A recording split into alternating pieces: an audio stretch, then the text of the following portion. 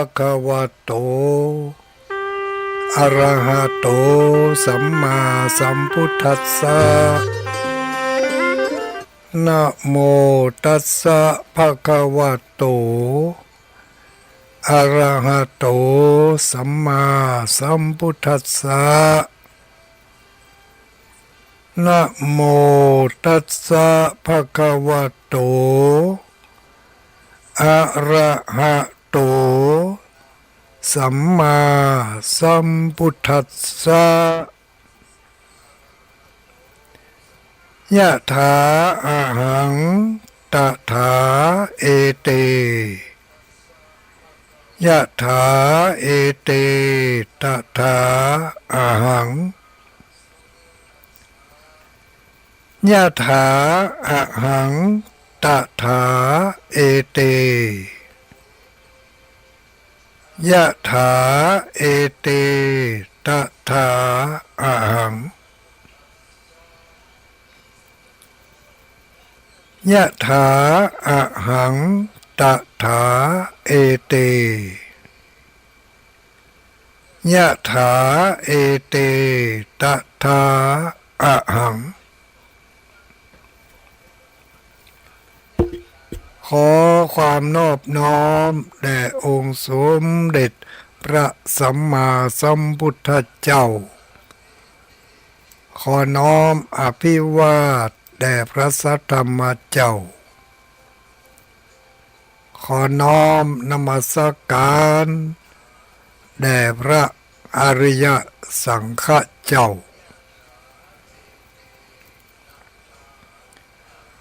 ขอถวายความเคารพมายังท่านพระคุณเจ้าท่านเจ้าคณะพระสังฆาธิการท่านครูบาอาจารย์พระสงฆ์องค์สังฆเจ้าทุกรูปทุกตนทุกองค์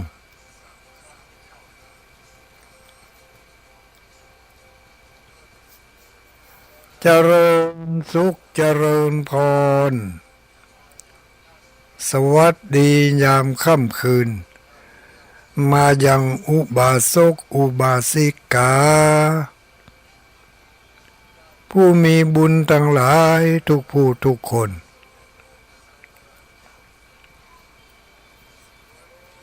ค่ำคืนวันนี้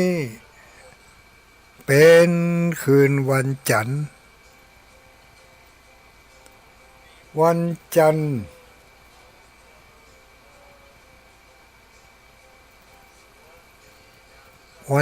์ที่30มิถุนายนเดือนมิถุนานี่ลงท้ายด้วยยนต์มี30วันเนาะลงท้ายด้วยยนต์นี่มี30วันมิถุนายนเมษายนกันยายนพฤศจิกายนธันวายนธันวานี่ไม่ใช่ยนละ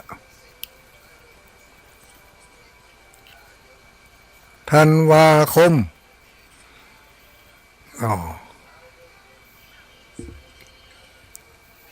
ก็วันนี้วันที่30สิ้นเดือนสิ้นเดือนมิถุนาละแล้วก็เดือน9เอาเหรอมันกี่ค่ำแล้วนี่เดือน10แล้วกันเนี่ยเดือน9เสี่ยงไปเมื่อวันที่25วันนี้วันที่30 26ก็1ค่ำ27 2ค่ำ28 3ค่ำ29 4ค่ำ35ค่ำใกล้จะเข้าพรรษามาแล้วพ่ออุ้ยแม่อุ้ยพ่อมอนพ่ออุ้ยแม่อุ้ยพ่อมอนแม่มอนพ่อใหญ่แม่ใหญ่ อุ้ยมอนอุ้ยมอนมาเดี๋ยวนี้มาสมัยนี้นี่เป็นอุ้ยมอนอุ้ยมอนยังหนุ่มอยู่เฮ้ย70-80นี่เป็นมอนแล้วนี่เนาะบางรายนี่60เป็นมอนแล้วเป็นมอนกันเจ้าเป็นอุ้ยเป็นอุ้ยกันเจ้าเป็นมอนกันเจ้าไปตามยุคตามสมัยเนาะมันไวอย่างจรวดไวอย่างจรวดอย่างระเบิดนี่ก็ไวเหมือนกันนะวันเวลาผ่านไป1 เดือนจะเสี่ยงเดือนที่6ในปฏิทินละในปฏิทินนี่เป็นเดือนที่6เดือนเมืองเขาเป็นเดือนที่10เดือนภาคกลางเป็นเดือน8เนาะแล้วก็เดือนไตเดือนลื้อเดือนพม่าเดือนลาวจำมาได้ละถ้าว่าจ้ากว่าเขาไปเดือนก็จ้ากว่าไวกว่าเขาไปเดือนอย่างเนี้ยเอาทักทายกันหน่อยคืนนี้มาพบมาปะกันแล้วเนอะวันนี้วันที่30มีข่าวดีแจ้งให้ทราบข่าวดีแจ้งให้ทราบได้รับข่าวจากท่านผู้อำนวยการสถานีวิทยุคลื่นสีขาวเพื่อชาวประชาได้แจ้งผ่านมาทางเอกสารตั้งไลน์ตั้งกลุ่มทุกเจ้าพานักจะรายการเปิ่นบอกว่าตั้งแต่วันที่1 เดือนกรกฎาคมนี้เป็นต้นไปรายการทางสถานีวิทยุจะกลับเข้าสู่รายการปกติอันนั้นก็คือรายการธรรมะสี่แผ่นดินเพิ่นได้ยกเลิกไปก่อนก็รายการปกติก็จะกลับเข้ามาสู่ภาคปกติเช่นเมื่อคืนวันจันทร์จะเป็นวันที่1ที่2อะไรอย่างก็แล้วแต่รายการที่ว่า7 วันต้นเดือนนั่นนะเพิ่งเขาบอกว่ารายการเมื่อคืนวันจันทร์เป็นรายการตุลุงดอยที่จัดอยู่ประเดี๋ยวนี้วันที่มีเอาเดือนหน้านี่ปีวันที่อย่างเงี้ยดู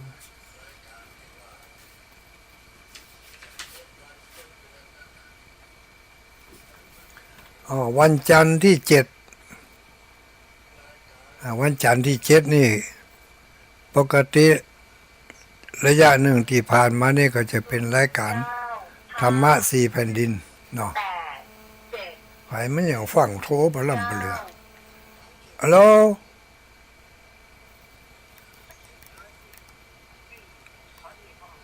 มีหยัง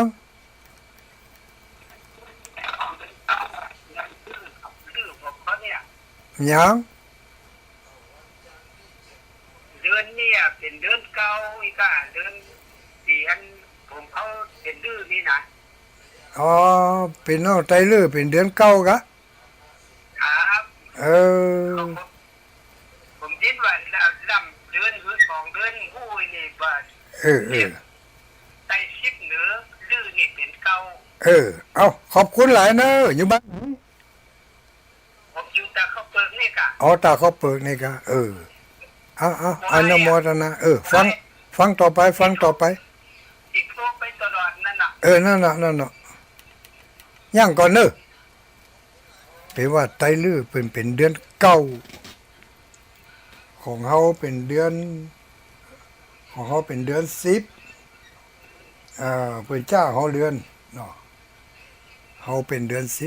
10ไตลื้อ เดือนเก้าไทยเดือน8ลื้อเดือนเก้าอันนี้เมืองเนาะเมืองมาเก่าเดือน10โอ้ไล่กันไปเฮ้ย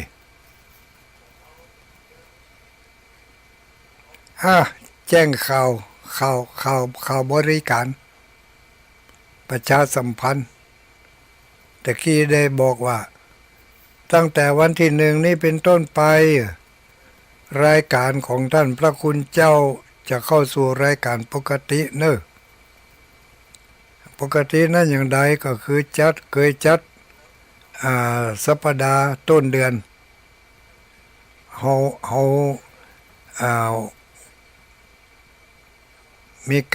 มีรายการขั้นรายการไปอยู่หลายเดือนเนาะคือสัปดาห์ต้นเดือนจะเป็นรายการธรรมะเป็นทีมธรรมะ4แผ่นดินอย่างมื้อเนี่ยเดี๋ยวนี้เป็นขอย่างไปกรรมก่อน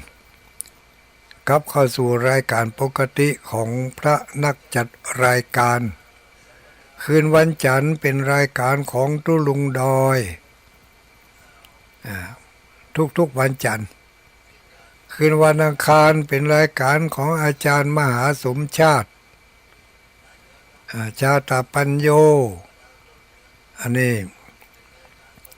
บางทีเพิ่นก็เป็นรายการของตุเจ้าตนอื่นเนาะที่เพิ่นได้ไปเสาะไส้หานักปราชญ์บัณฑิตที่เพิ่นมีภูมิรู้ภูมิธรรมเอามาเผยแผ่คืนวันจันทร์คืนวันอังคารต่อไปนี่ถ้าอาจารย์มหาสมชาติจะต้องปรับแผนแทนใหม่ คืนวันพุธถ้าอาจารย์ทำพ่อครูอภิวัฒนวิกรม2 ชั่วโมงคืนวันพฤหัสทำพ่อครูนิวิตศิรสังวรตุลงอารมณ์ดีวัดห้างต่ำคืนวันพฤหัส2 ชั่วโมงเต็มเหมือนกันคืนวันศุกร์พระเดชพระคุณท่านพระครูสุจิตานุรักษ์เจ้าคณะอำเภอฝางคืนวันศุกร์คืนวันเสาร์พระครูปริยัติรัตนโชติพระมหาเสาแก้วเจ้าอาวาสวัดร่องกูฟังเนอร์ท่านมหาวันเสาร์หน้านี่ท่านก็จะต้องได้เข้าแล้วนะวันเสาร์ต้นเดือนวันอาทิตย์ก็รายการก่อนทำพระคุณเจ้า3 รูป 3 องค์นั่นเนาะมีอาจารย์วรรณชัยอาจารย์สถิตสารคุณอาจารย์ทำพระครูเป็นยังก็ลืมชื่อไปแล้ว3 รูป 3 ตนที่เพิ่นมาจัดรายการด้วยกันเนาะอันนี้ก็ไผที่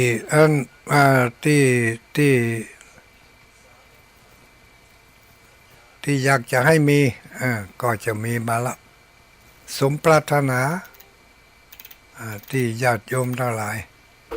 ได้ตั้งใจที่จริงอย่างธรรมะเป็นทีมนั่นก็ดีไปอย่างนะคือมันจะได้ฟังหลากหลายความหลากหลายความรู้ความเข้าใจเนาะแต่ก็เพิ่นก็คงจะยึดภาคไป ช่วงระยะหนึ่งจะปีกมาเมื่อใดก็จะแจ้งให้กันถ้าทราบลำกำหนึ่งต่อไปก็เป็นรายการปกติของคลื่นสีขาวเพื่อชาวประชา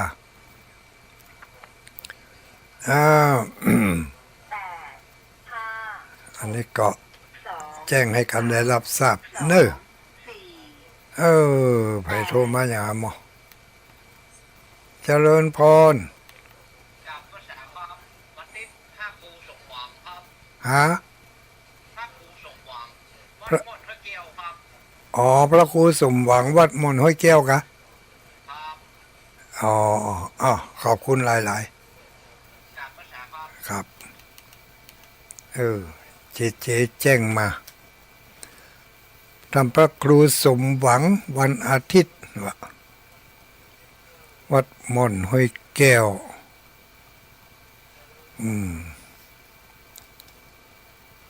ก็นอกนั้นก็เป็นปกติเนาะ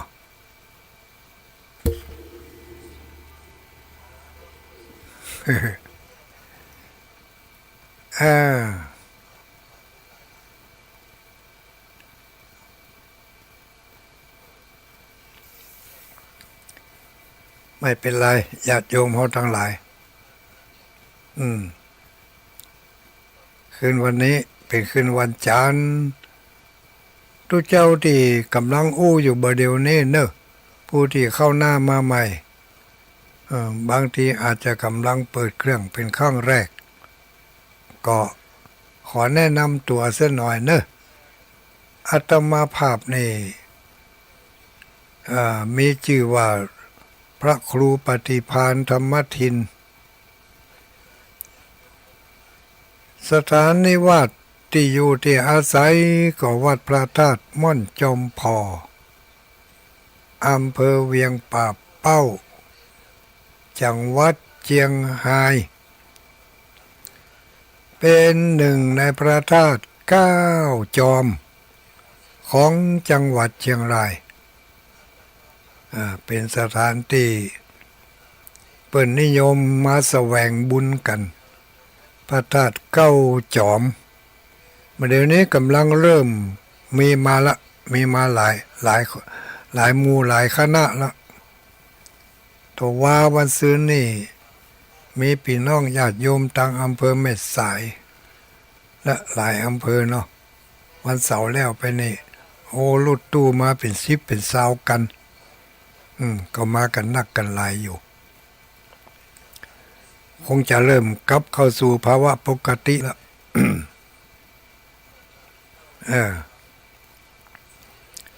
บางผ่องไปโทษเศรษฐกิจ เศรษฐกิจบ่ดีอันนั้นอันนี้ที่จริงมันเศรษฐกิจกับพอเศรษฐกิจเนาะมันก็เนื่องถึงกันถ้าจะเนื่องถึงกันนี่มันเนื่องถึงกันหมดเพราะว่าอย่างสักอย่าง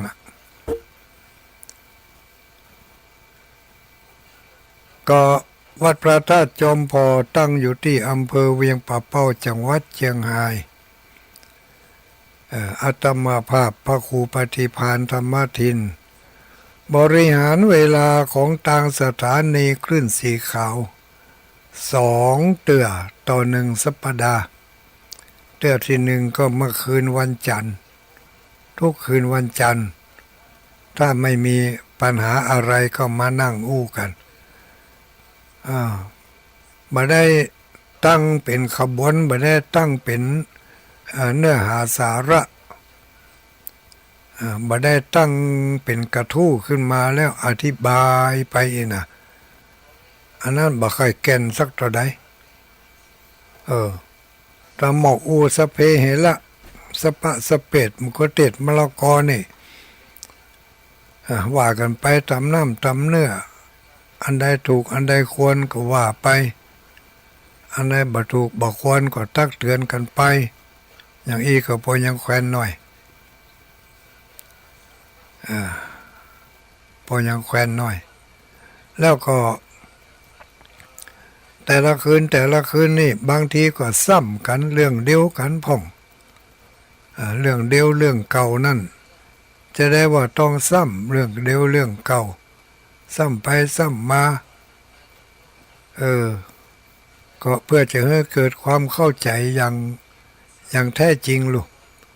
บางทีมันมีเคล็ดลับอยู่ฮะน้อยเส้นผมบางภูเขาเนาะวิธีการอย่างต่างๆแต่โดยเฉพาะอย่างยิ่งก็วิธีเกี่ยวกับการทำบุญทำทานนี่แหละการเฮือทานการรักษาศีลการเจริญเมตตาภาวนาก็เอามาอู้มาจากันเพื่อจะใส่เอาสิ่งที่มันดีที่สุดที่มันถูกต้องที่สุดถูกต้องถูกคนถูกสมัยถูกกาลและเวลามันจะได้เนื้อได้น้ำได้ของจริงบ่ได้ของแอบของแฝงบ่ได้ของหลอกลวงไปผลสุดท้ายมันก็จะได้ความถ้าเขาได้สิ่งของปลอมไปนะผลสุดท้ายมาเขาก็จะได้ความเสียใจกลับคืนมาเสียอกเสียใจนี่มันฝังอยู่ในความรู้สึกเนาะมันนานหาย นานหายถ้ามันเสียใจแต่ถ้าเสียความรู้สึกเสียอารมณ์นี่ก็เหมือนกันนะมันก็ฝังอยู่แต่ก็มันก็ฝังบ่พอเหมือนต่อใด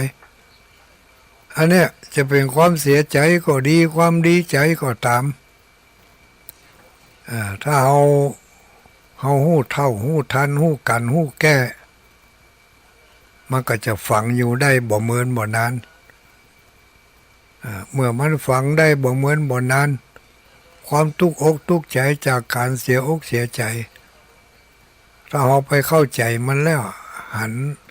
สัจธรรมของจริงความจริงมันแล้วมันก็จะโล่งไปลูกอย่างอันกะแต่เนาะคำตอบมันจะมีอยู่อันแต่เนาะแต่รู้อย่างที่ทุลุงว่านั่นเนาะอันนี้มันก็อย่างเงี้ยเอามาก่อยสะกิดสะเกากันไปสิ่งละอันพละน้อยบางสิ่งบางอย่างนี่เขาก็เนี่ยเอาตามความเปิ่งใจของเขาถูกอกถูกใจอย่างอีกาถูกใจนะความถูกใจนั้นบางเตือมันบ่ถูกต้องเนาะมันบ่ถูกดีสักกรรมตั้งใจจะทำดีเพราะความพอใจความถูกใจแต่มันบ่ถูกดีก็เลยบ่ได้ดีแล้วก็จะมาบ่นว่าไหนว่าทำดีได้ดีนั่นมีที่ไหนเราทำดีไม่เห็นจะได้ดีเลยทำดีแล้วผิดหวังอยู่ล่ำไปก็เพราะว่าทำดีมันบ่ถูกจังหวะบ่ถูกตัวคนบ่ถูกการถูกเวลาบ่ถูกกับสถานที่เพราะมันต้องคำนึงถึงหมู่นี้ด้วยหรอ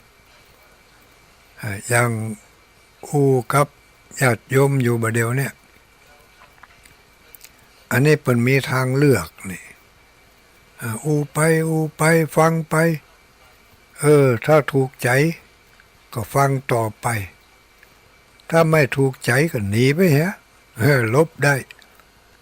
อันนี้เขาลบไปได้พุ่นไปฟังสถานีอื่นบืดก็ปิกมาเอานี่ฟังสถานีอื่น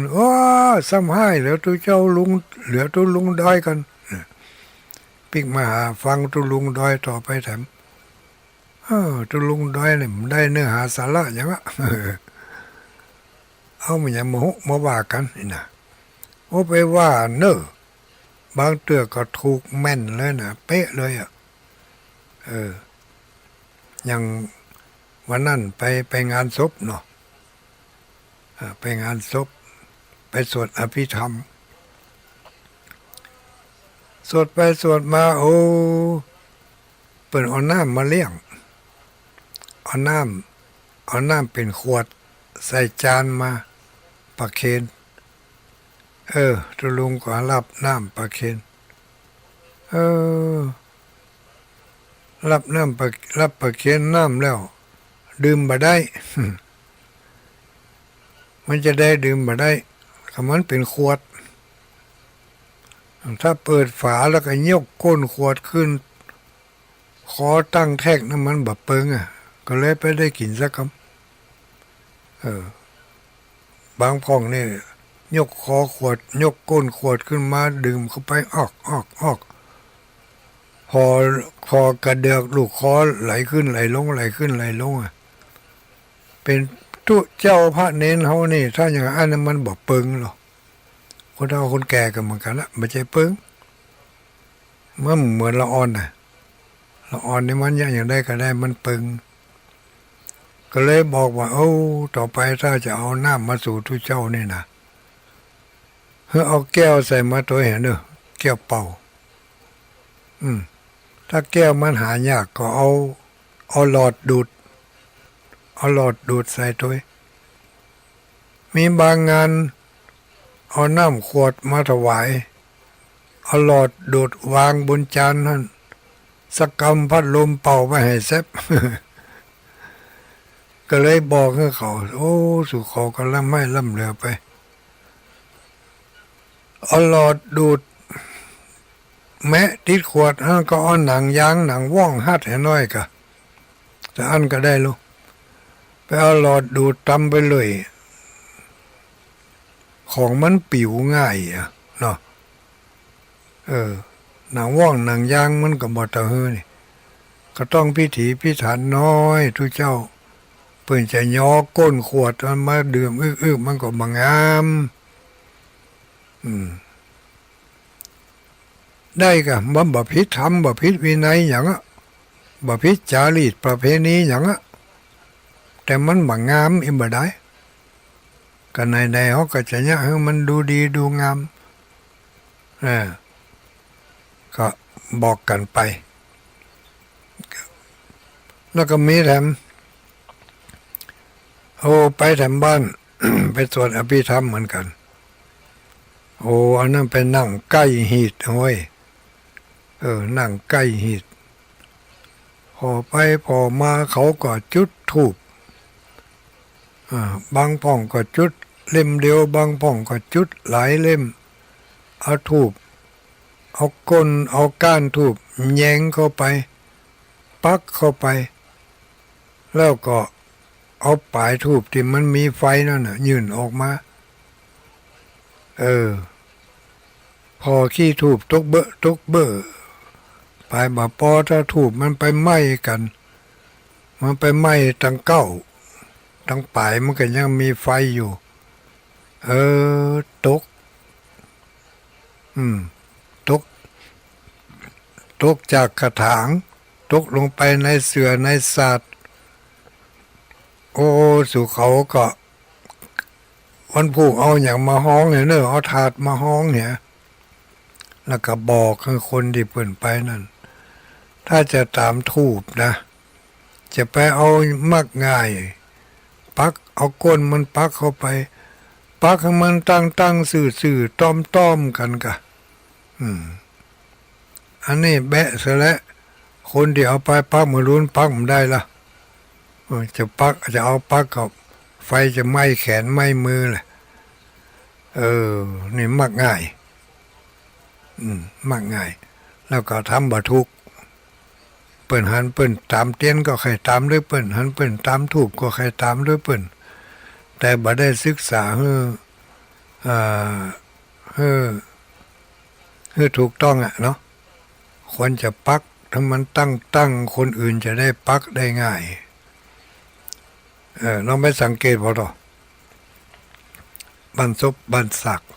แต่มาระยะหลังๆนี่รู้สึกว่า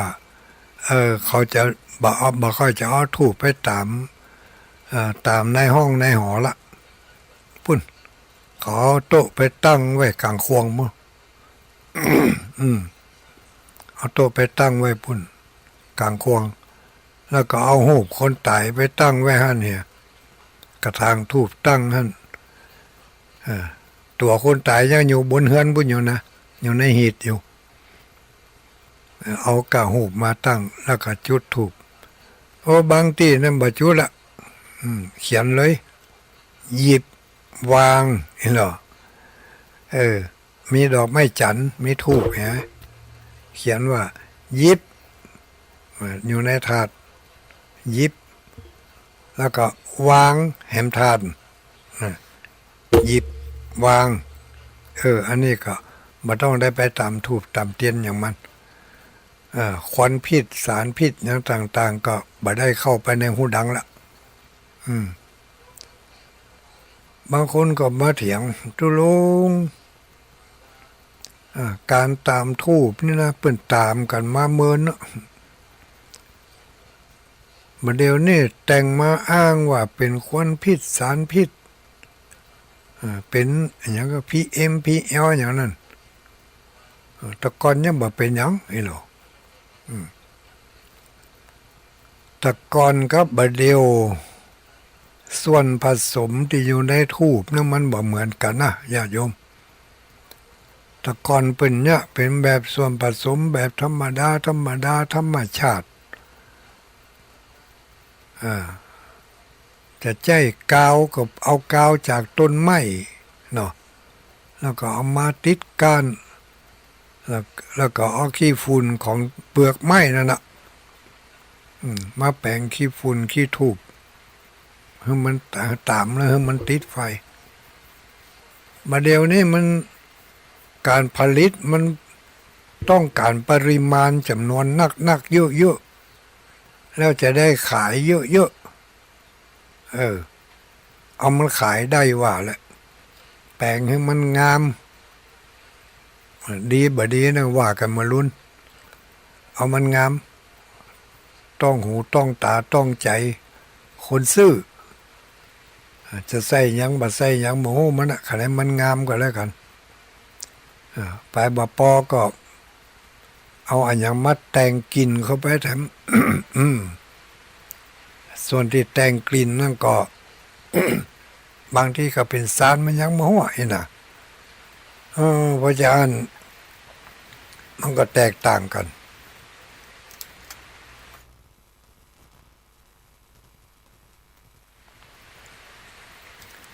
สมัยนี้กับสมัยนั้นเจอมันเหมือนกับมันบ่เหมือนนะทุกสิ่งทุกอย่างละ สมัยนั้นกับสมัยนี้มันก็ถึงบ่เหมือนกันอยู่ละอย่าว่าแต่ทูบอย่างเดียวเลยแม้แต่อาหารการกินก็บ่เหมือนกันละสมัยนั้นกับสมัยนี้จะไปอ้างว่าโอ้แต่ก่อนนี่อย่ามาล้ำห่อหนึ่งแต่ก่อนนี่ล้ำแกงบอนแต่ก่อนนี่ล้ำแกงผักแกงจีนแกงหยังแต่ก่อนก็อย่ามาดูล้ำอันนั้นขนาดเครื่องปรุงน่ะเนาะไปบ่ปอมาเจอผลไม้หลากไม้ทำมะม่วงป้อมนี่แต่ก่อนมันล้ำมันหอมม่วงป้อมม่วงแก้วม่วงสามปีมะม่วงคู่มะม่วงฝ้ายมะม่วงสุกเขียวม่วงดาบม่วงงาที่ทุลุงว่ามานี่เนี่ยบรรดาบะม่วงทั้งหลายแล้วนี่บ่ฮู้ว่าบ้านไผจะมีอยู่พ่องเนาะมะม่วงงามะม่วงดาบบะม่วงสามปีบะม่วงแก้วบะม่วงคู่บะม่วงสุกเขียวบะม่วงป้อมบะม่วงจีหีดบะม่วงค้ำอันนี้เข้าไปในป่าแล้วลูกมาเดี๋ยวนี้มันเป็นมาอย่างโอ้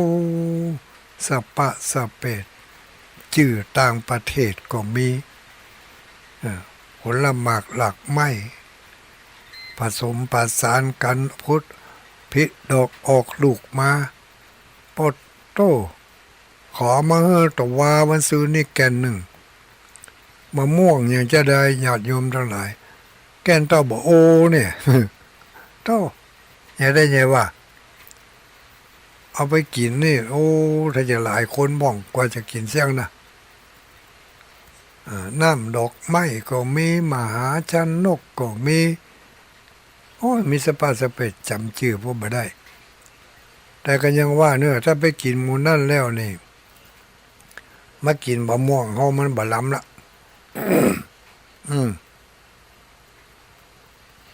รสชาติมันไปเลยหมูมันเป็นยังไง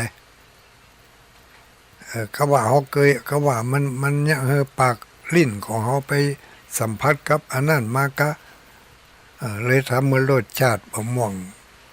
พื้นบ้านพื้นเมืองเขานี่รสชาติมันเปลี่ยนไปอาหารการกินก็เปลี่ยนไปแกงหนอแกงนางแกงหางแกงไม้ก็เปลี่ยนไปรสชาติมันบ่เหมือนแต่ก่อนละเพราะว่าแกงชื่อว่าแกงอะแต่ว่าส่วนผสมมันนั่นก็มันจะเอาไปผสมอย่างกับแต่ก่อนเนาะแต่ก่อนมาเขาเป็นละอ่อนนะรสชาติมันไปเต็มอย่างดูมาถึงสมัยนี้รสชาติมันไปเต็มอย่างเพราะเครื่องปรุงมันต่างยุคต่างสมัยต่างการต่างเวลากันไปห่อนึ่งห่อแค่นี่เต้อแต่ก่อนนี่ห่อนึ่งเอามาเก็บไว้ใส่หม้อใส่ไหใส่หยังไว้โอ้หลายมื้อหลายวันไปเอามาคั่วก็ล้ำอยู่นะคั่วห่อนึ่งนี่วันถึงห่อนึ่งคั่ววันที่11 เดือนกรกฎาคมนี่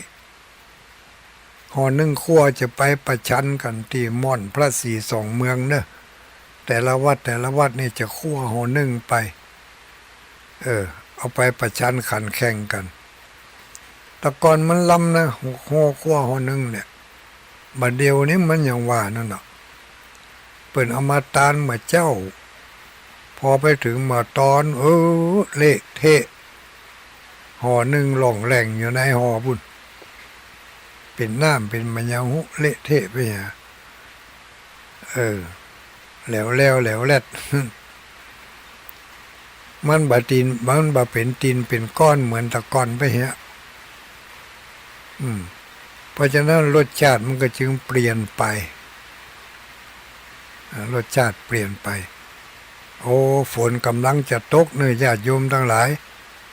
ถ้ามันหยุดไปเหรอก็ตึ้งไหนตึ้งห้าน่ะเนอะฝนกำลังจะตกมาในส่าละ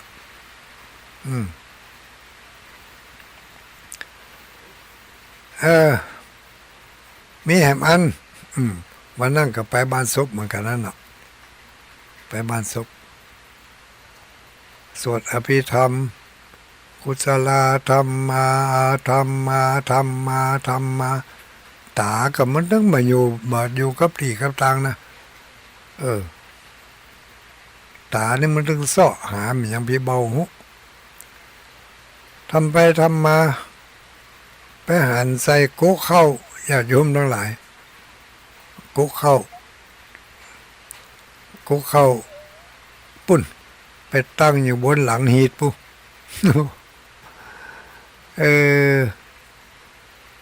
โก๊กเข้าตั้งอยู่บนหลังหีด2-3 คืนผ่านไปแล้วก็คงจะยังเอานะก็ทุกวันเนาะตุลงไปพอคืนที่3เขาพอจะเอาไปเผาปุ่นนะก็เลยบอกให้เขาสุขาวต่อไปนะ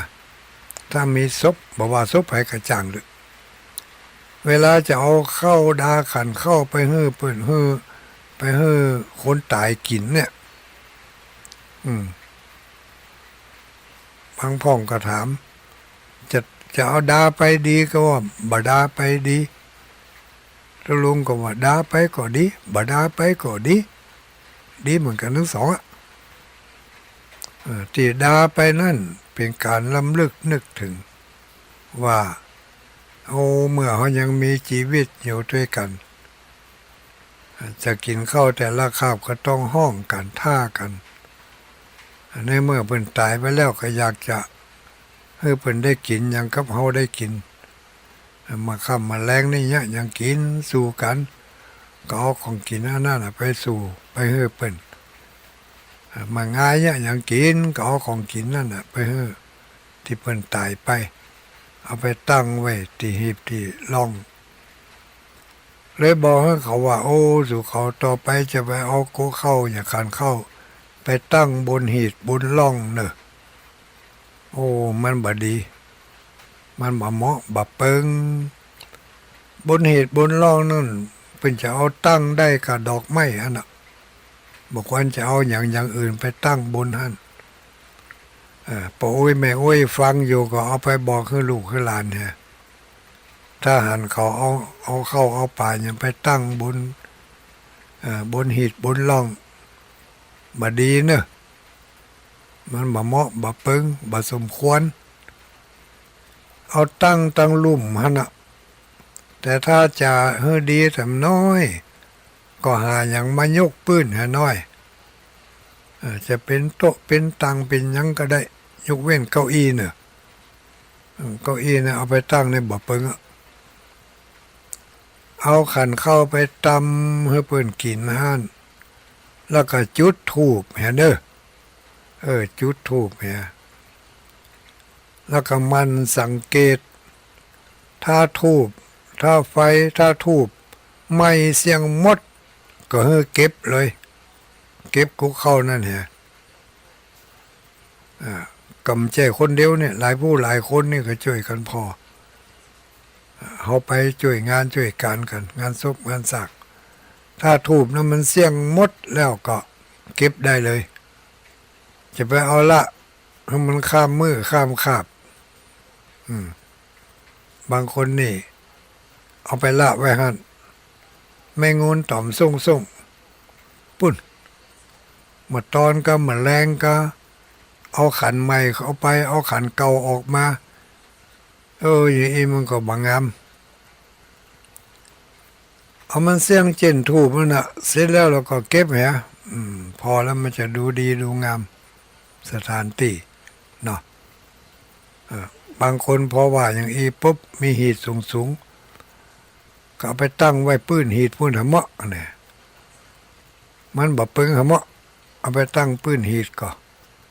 ตั้งบนหลังหีดก็บ่ปึงเอาไปตั้งปื้นหีดก็บ่ปึงเอาตั้งโต๊ะตั้งหากโต๊ะตั้งอย่างมาตั้งดาโกเข้าให้เปิ่นเป็นการละเลิกกึดตึงหาเมื่อเปิ่นรับตาล่าโลกไปก็เป็นมื้อสุดท้ายแล้วที่เขาจะได้แต่งได้ดาให้เปิ่นถ้ามาถามว่าเปิ่นได้กินก็บ่ได้กินอันนี้เนี่ยเขาก็บ่ฮู้เพราะเขาบ่เคยตายแล้วบ่ฮู้เนี่ยไม่เนี่ยหยังก็เนี่ยด้วยความบ่ฮู้นั่นแหละก็ยังถึงมื้อหรือวันนี้มีหลายอย่างรู้ที่เขาบ่ฮู้แล้วเขายังเนี่ย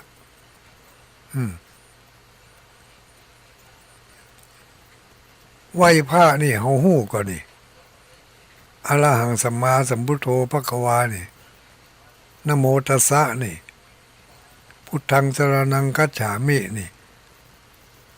ไม่ใช่ฮู้รู้นี่ฮู้บ่เสียงรู้100 คนนี่จะฮู้เห็นสักกี่คนเนาะแล้วเขายังเนี่ยเขายังว่านะโมเขาบ่ฮู้เขาบ่ฮู้ความหมายแปลบ่ใจออกรู้แต่ก็ยังว่าก็นั่นแหละบางอย่างฮู้ก็เนี่ยไปตามที่ฮู้บ่ฮู้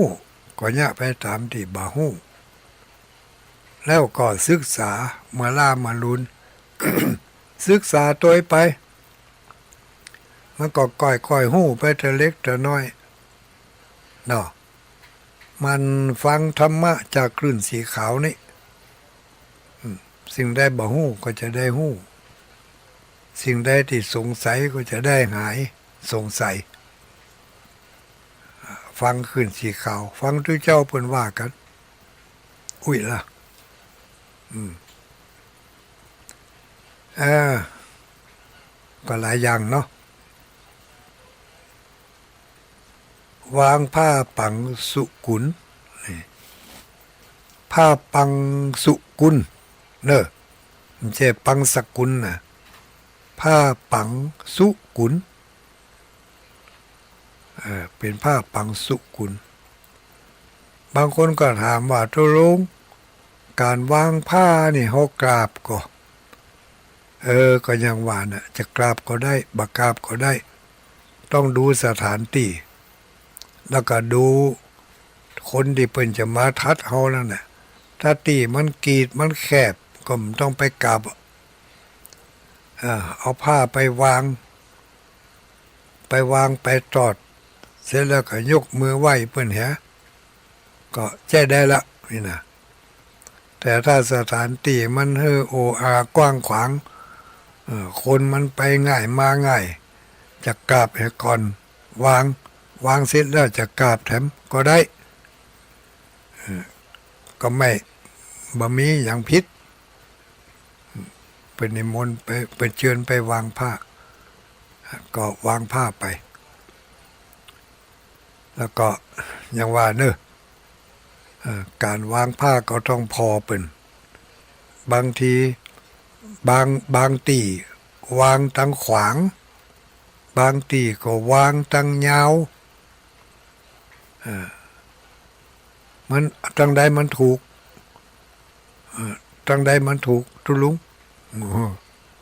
มันก็ถูกถึงสองแล้วนะแล้วแต่สถานที่นะต้องดูสถานที่สถานที่มันแคบถ้าจะไปวางตั้งยาววางก็ลุเนาะทุกเจ้านั่งที่มีเหลือที่ตั้งหน้าทุกเจ้าหันสักคืบหุแล้วเอาไปวางตั้งยาวมันก็ป้นกับปาดหน้าอกปาดไปตักทุกเจ้าบุญกะมันถึงจะมั่นอ่ะตีมันแคบอย่างอันเขาก็วางตั้งยาวก็ได้วางตั้งยาวถ้าตีมันกว้างเขาก็วางตั้งขวางวางตั้งขวางวางตั้งยาวได้เหมือนกันต้องพอตีทุกอย่างมันจะต้องดูเป็นเรียกว่าการัญยุตามัตตัญยุตาอัฏฐัญยุตาธรรมัญยุตาอย่างเนี้ยยุตาเนี่ยนะต้องเป็นคนหู้จักการหู้จักเวลาหู้จักสถานที่หู้จักบุคคลก็เป็นมงคลนะเป็นมงคลแก่เขาก็อยู่ที่ใจปฏิภาณไหวพริบเนาะใจการพิจารณาถึงความเหมาะสมอันใดควรอย่างใดก็เขาก็พิจารณากันแล้วก็ถ่ายทอดไปให้ลูกให้หลานให้เยาวชนของเขาได้หู้ได้หันได้เข้าใจก็เป็นการเผยแผ่คำสั่งคำสอนของพระพุทธเจ้าเป็นการเผยแผ่จารีตหีดหอยขนบธรรมเนียมเอา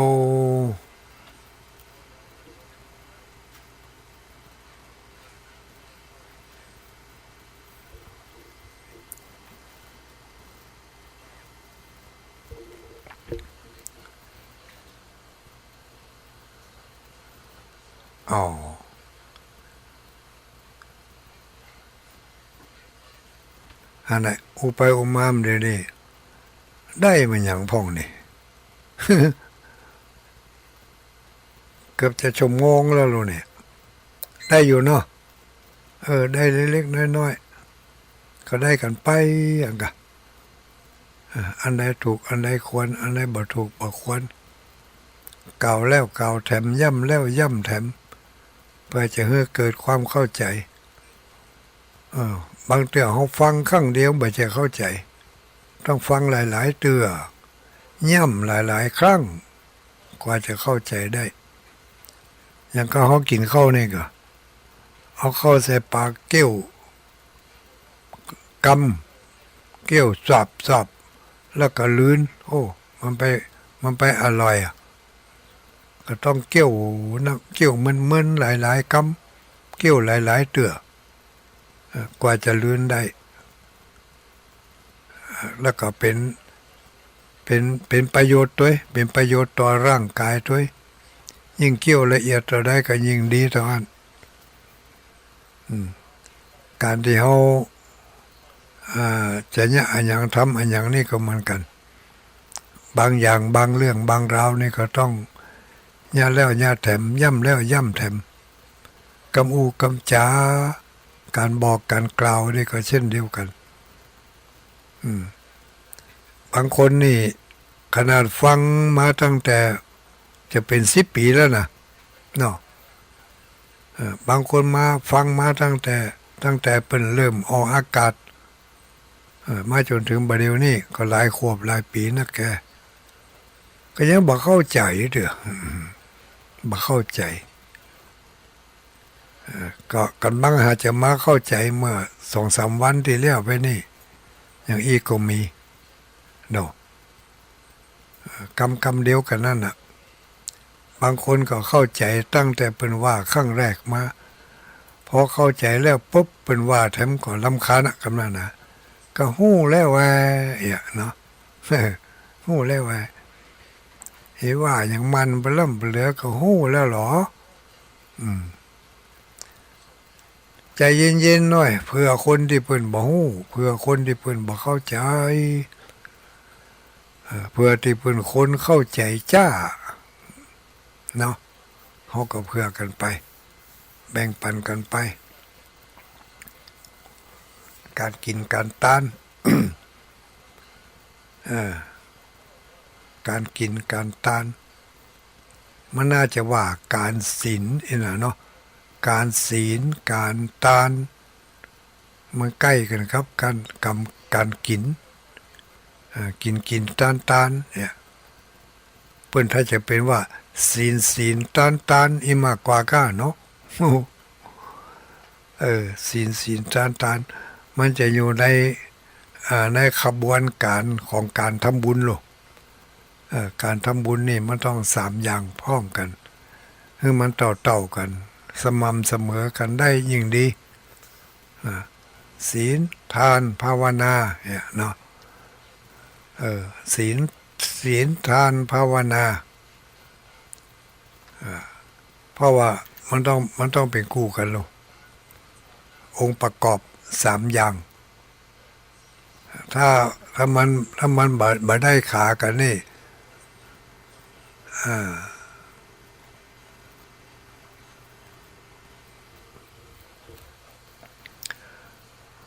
มันบัดสม่ำเสมอกันนี่มันเงียงนะมันเงียงมันจะก้นจะคว่ำถ้ามันบัดเสมอกันมันจะก้นจะคว่ำถ้ามันก้นมันคว่ำก็คือบ่ได้อย่างสักอย่างเฮาเอา เอาหม้อแกงที่ใส่น้ำแกงแล้วเอาไปตั้งไฟถ้ามันมีขา3 ขาแล้วก็เอาตั้งมันก็ดีแต่ถ้ามันมีขา3 ขามันหักไปให้ขาหรือว่ามันสั้นไปให้ขาเอาไปตั้งมันก็บอกให้ดีเผลอๆอาจจะคว่ำลงไปก็ได้เพิ่นถึงได้ว่าทานศีลภาวนา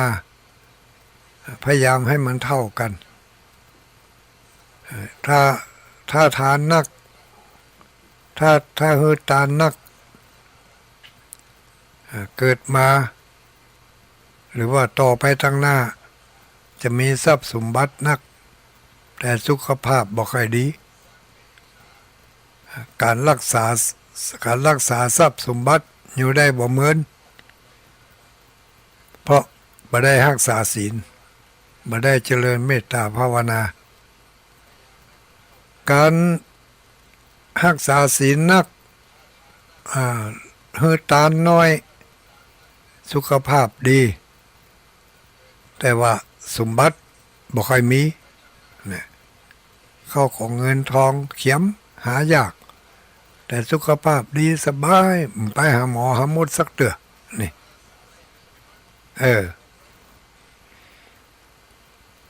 สุขภาพก็ดี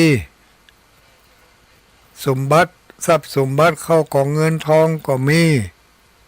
แต่ว่าบ่จ้างบริหารสมบัติเข้าของเงินทองมีแต่จะจ่อยไปจ่อยไปเดี๋ยวก็ถูกต้มถูกตุนถูกหลอกถูกล่อถูกลวงเจ็บช้ำน้ำใจเพราะตกไปเป็นเครื่องตกไปเป็นอย่างตกไปเป็นเบี้ยล่างของเปิ้นอีกเนาะตกไปเป็นพวกมิจฉาชีพอย่างนั้นเสียเข้าเสียของไปเพราะขาดสติปัญญาบ่มีสติปัญญาเพียงพอที่จะไปบริหารทรัพย์สมบัติที่หามาได้ด้วยบุญที่เคยฮือตานมานัก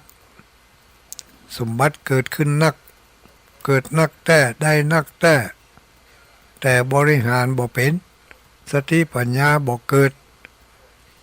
มีท่าทางที่จะล่มไปจมไปสุขภาพร่างกายดีอยู่มีบ่ามีแห้งมีพละกำลังดีเพราะรักษาศีลดี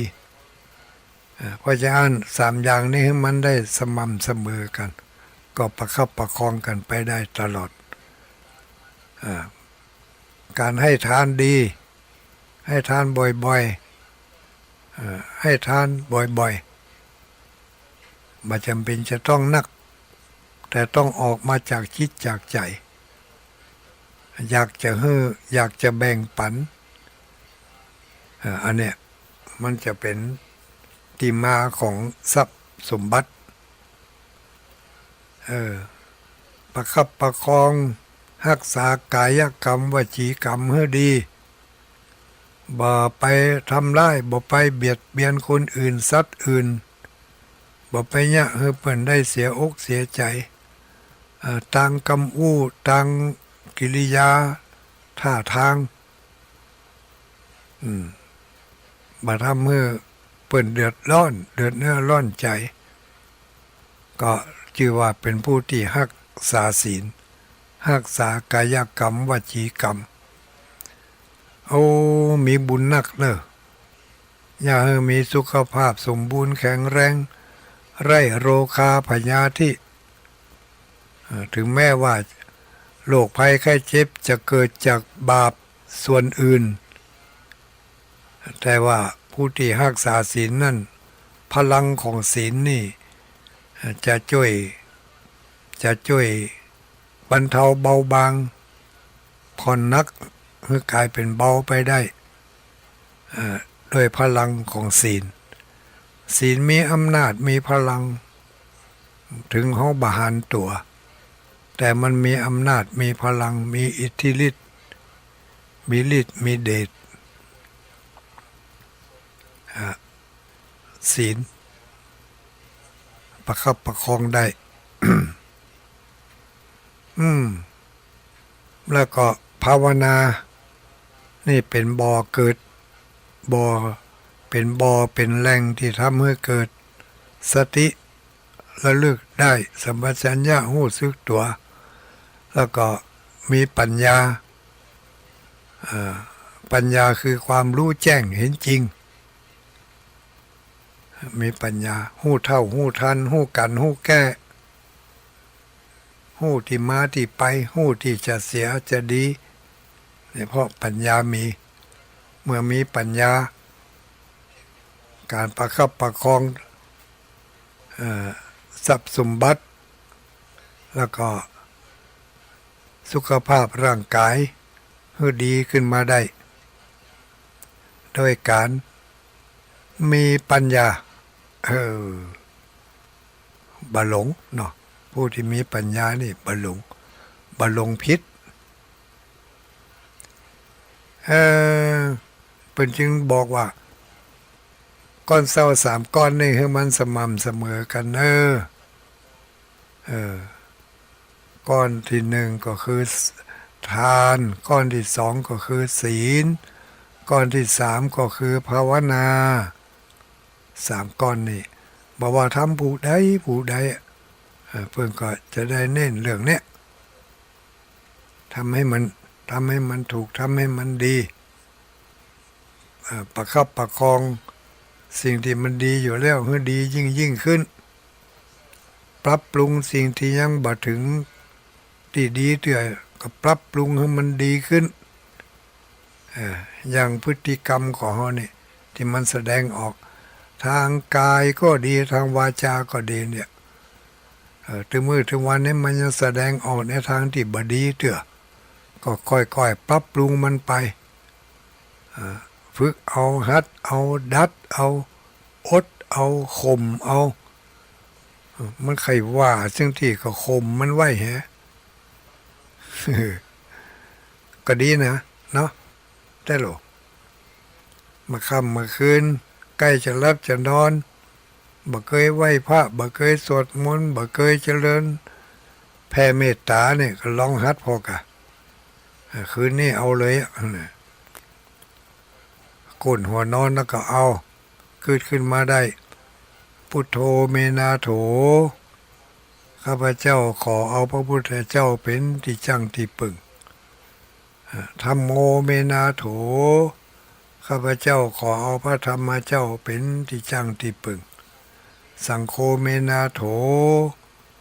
ข้าพเจ้าขอถือเอาพระสังฆเจ้าเป็นที่จังที่ปึงเป็นที่ระลึกคิดถึงทีนี้เขาก็ท่องก็เอาก็ถามมันนะมาต้องไปแปลก็ได้พุทโธเมนาโถธัมโมเมนาโถสังโฆเมนาโถแล้วก็รับไปพุทจะว่าพุทโธเมนาโถเมนาโถเมนาโถมันยาวไปก็มันเป็นอย่างเอาพุทโธพุทโธมาได้ก็ได้หายใจเข้าพุทหายใจออกโธเอาความรู้สึกมาไว้ที่ลมหายใจฮั่นมันต้องไปกึดอย่างอื่นเตื้อมันผูกก่อยกึดมาเดี๋ยวนี้เป็นเวลาของเฮาละเป็นเรื่องที่เฮาจะต้องหาที่พึ่งเพื่อแก่เฮาละวันทั้งวันเฮากึดแต่เรื่องของคนอื่นทั้งนั้นไม่ได้กึดถึงเรื่องของตัวเก่าเลยจะรับจะนอนทั้งทีนะวาระสุดท้ายโอกาสสุดท้ายของเฮาละสำหรับวันนี้จะสิ้นสุดแล้วลูกจะพักแล้วนี่มาเอาที่จังที่ปึงเพื่อแก่ตัวเองฮะสร้างที่ปึงสร้างกำลังพุทโธหายใจเข้าพุทหายใจออกโธความรู้สึกอยู่ว่าลมหายใจเข้ารู้สึกว่าลมหายใจออกมันสั้นกะมันยาวกะนี่หู้เปิดว่าหู้เท่าทันกองลมเข้าลมออกจิตใจจะได้บ่ไปเพราะว่าพะวงกับเรื่องอื่นจ้าที่สุดรับแล้วมันลวดไปแห่เขาก็จะได้ไปสู่ที่ดีแล้วทีนี้จ้าที่สุดรับไปแล้วตื่นขึ้นมาบึดเนี่ยมันผูกตื่นขึ้นมาก็มีความอิ่มอกอิ่มใจพอเรารับไปโดยมีพระธรรมมีพระพุทธมีพระสงฆ์เป็นเพื่อนคู่คิดเป็นมิตรคู่ใจเป็นสหายกู้รับกู้นอนมีเรียกว่ามีรัตนะทั้ง3 เป็นตีจังเป็นตียั่งเป็นเรือสะเปาคำที่จะนำเอา ความรู้สึกของเราไปสู่ในทางที่ดีได้ อย่าลืมนะจะไปลืมพุทโธเมนาโถ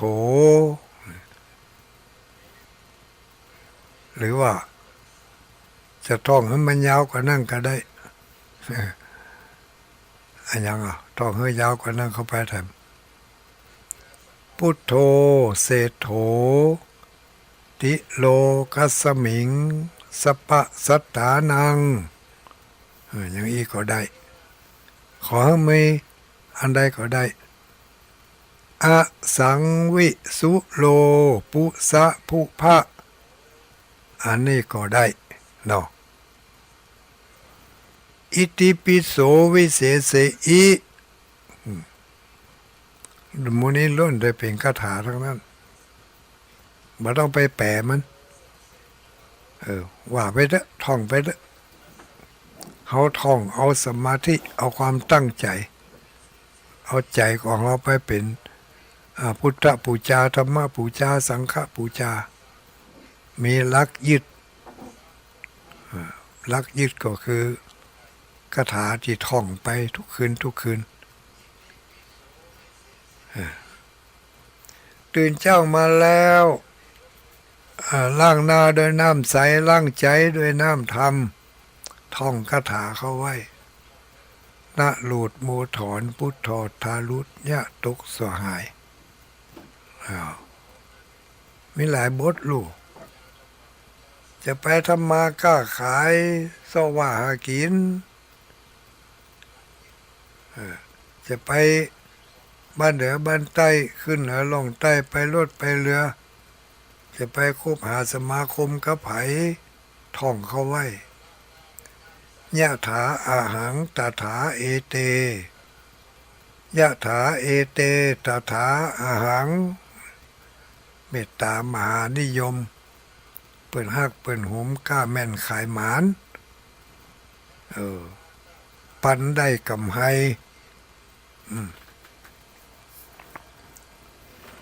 โอ้วันผูกนี่เลขจะออกแล้วนี่ไปลืมเด้อบางท่องเก่งไว้แล้วหรอจะเอานั่นจะเอาอันนี้แต่ที่แน่ๆคืนนี้ให้มันผ่านไปพุทโธเมนาโถธัมโมเมนาโถสังโฆเมนาโถพรุ่งนี้ตื่นมาก็ยะถาอาหังตถาเอเตยะถาเอเตตถาอาหังก็ได้ก็ออกจากบ้านจากจองไปจะไปที่ไหนไปกัดไปลีไปซื้อไปขายซื้อง่ายขายคล่องเนาะมีคาถาไว้กำกับเอาไว้เนาะฝากฟังกันเอาไว้เนอะข่าวบริการกันสักหน่อยข่าวบริการกันสักหน่อยถ้าลุงบ่ได้จดไว้เนอะบ่ได้เลี้ยงลำดับจะว่าไปตามที่กึดได้เนี่ยนะกึดได้ที่กึดบ่ได้ก็ขอสุมาภัยเนอะที่กึดได้แต่เจ้านี่ประกาศอนุโมทนาขอบคุณขอบใจกับคณะศรัทธาญาติโยม โดยเฉพาะอย่างยิ่งพี่น้องอำเภอเวียงป่าเป้าแต่เจ้านี่พากันไปต้อนรับพระเดชพระคุณท่านเจ้าคณะจังหวัดพร้อมกับคณะทีมงานที่เปิ่นได้มาชี้แจงบอกกล่าวข่าวแหนเพื่อได้หู้ได้ทราบเรื่องเกี่ยวกับโครงการศีลห้าโครงการหมู่บ้านศีลห้าโดยการอาศัยหลัก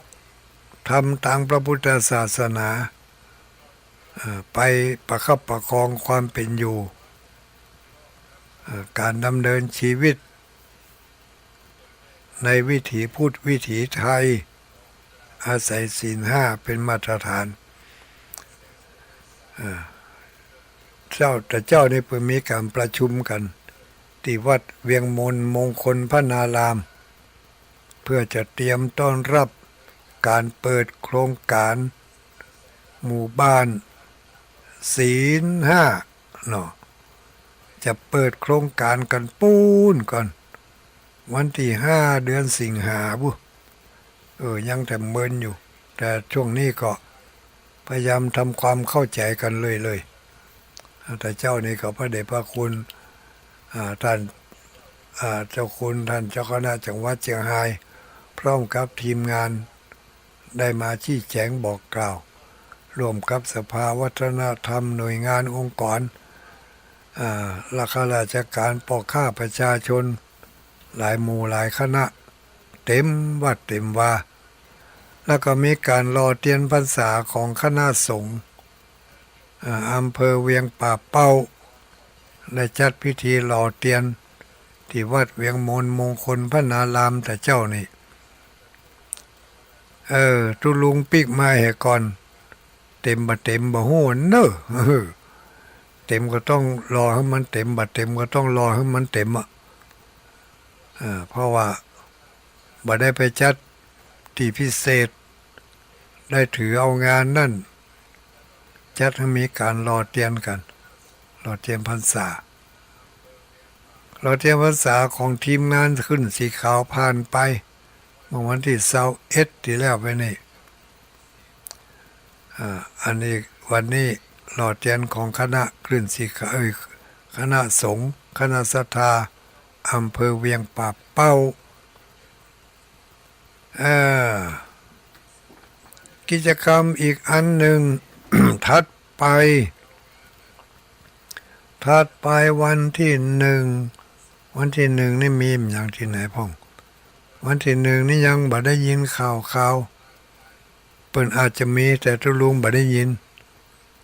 ตุลุงได้ยินวันที่2วันที่2นี่จะมีงานหล่อเตียนพรรษาหล่อเตียนพรรษานะไม่ใช่เตียนจำนำพรรษาถ้าจำนำพรรษานั่นเป็นผ้าเนาะผ้าจำนำพรรษาอันนี้เทียนพรรษาเปิ้นจะรอเตรียมพรรษากันในคลื่นสีขาวนี่ก็ที่วัดทรายมูลเนอะวัดทรายมูลตำบลแม่ก้าอำเภอสัมปะตองจังหวัดเชียงใหม่วันที่2พายุตำกิมตำใกล้นั่นเนาะไปยื้อไปใจไปเยี่ยมไปเยียนกันก็ได้จะเอาข้าวน้ำโภชนาอาหารไปเลี้ยงกันก็ซ้ำดีมีลงทานอย่างก็เอาไปร่วมกันไปที่วัดทรายมูลเพิ่นจะรอหลายเล่มเนอะ10 กว่าเล่มแล้วก็ไม่ใช่ว่า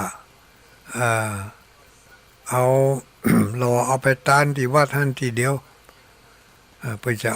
รอแล้วเพิ่นก็จะเอาให้หน่วยงานต่างเอาไปถวายวัดในเขตบริเวณบ้านของเพิ่นหรืออาจจะไปต่างอำเภอก็ว่าได้แต่ว่าเราต้องไปช่วยกันรอให้มันแล้วมันเสร็จ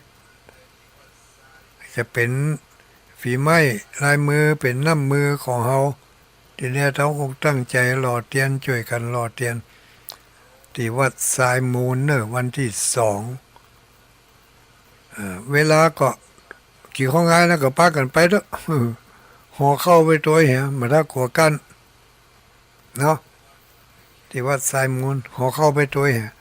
ใครก็อยากกินอันอย่างดีๆล้ำๆก็ห่อไปเอาไปกินด้วยกันปุ้นกินคนเดียวมันบ่ค่อยล้ำเนาะแต่ถ้าไปกินด้วยหมู่แล้วต้องขายหน้าขายตาอันใดบ่ล้ำก็เป็นดูดีดูล้ำไปให้ไปทุกข์ไปเสี่ยงอันนี้มันต้องอาศัยเจ้าหมู่เนาะเป็นเครื่องย่อยอาหารได้ดีลูกอย่างตุลุงนี่อยู่วัดคนเดียวอยู่วัดนี่ ที่จริงอยู่ว่าก็ด้วยกัน5-6 ตนเหมือนกันละแต่เวลาฉันเข้าเนี่ยมาได้ล่ำไปฉันด้วยกันเพราะว่ามันเขากินจ้าเขาฉันจ้ากำลังได้เกิงหูเนี่ยเขาบ่อิ่มหมดละอิ่มก็ต่างคนต่างจะลุกละบ่ลุกก็เกบ่ลุกจะลุกก็เกรงใจเขาบ่ลุกก็ใครไปลุงก็เลยตัดสินใจฉันคนเดียวในห้องนี้แล้วเด็กก็มีอย่างก็ฉันไปมีอย่างก็ฉันไปแต่ก็บักขาดสักวัน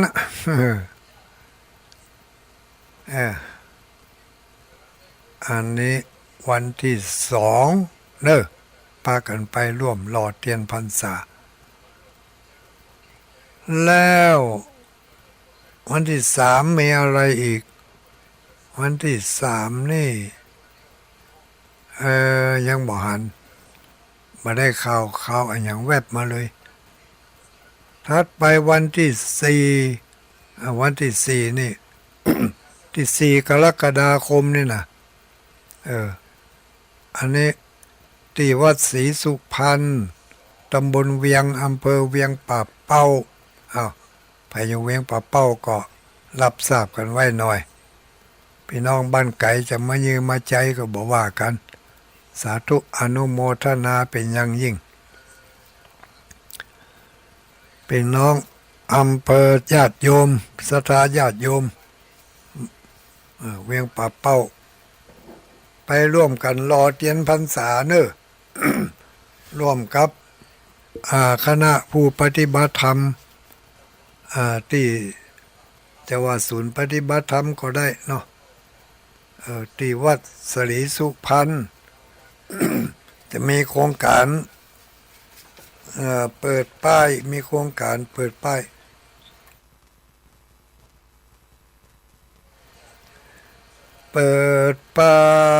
สถานปฏิบัติธรรม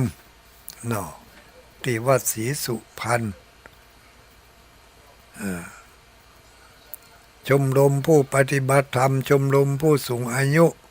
โรงเรียนผู้สูงอายุโรงเรียนสวกันเนาะสวต้นเป้าต้นเป้าที่วัดศรีสุพรรณวันที่4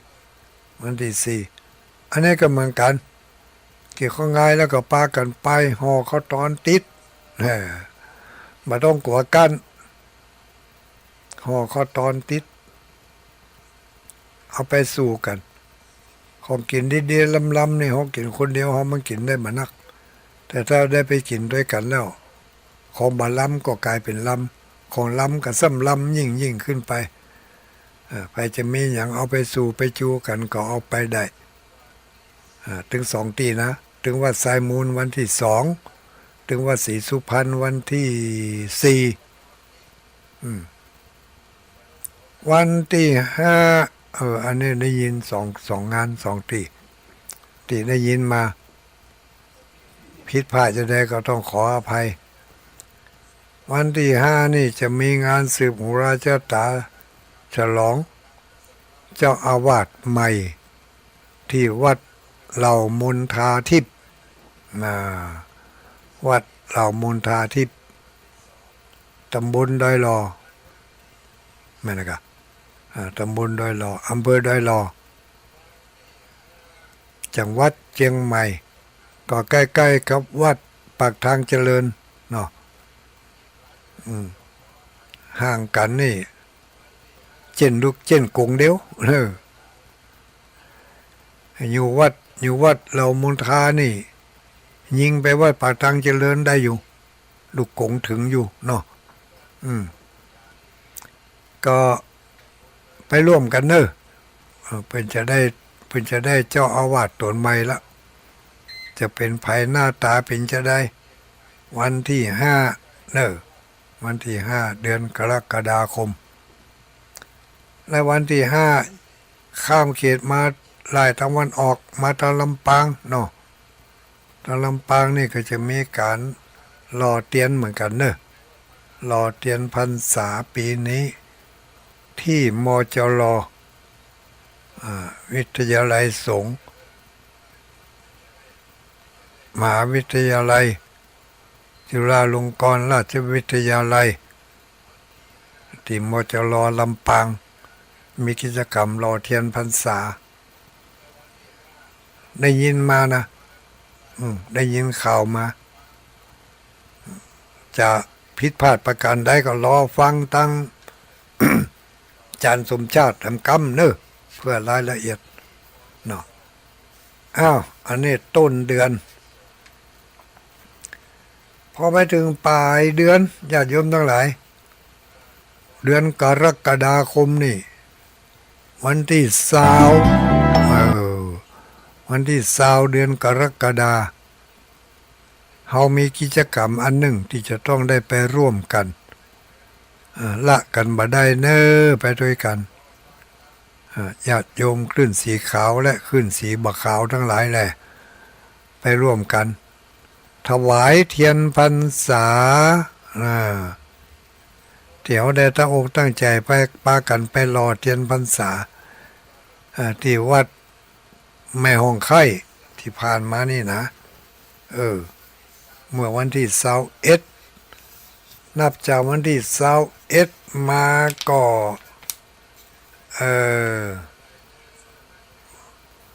ได้เดือนหนึ่งเนาะ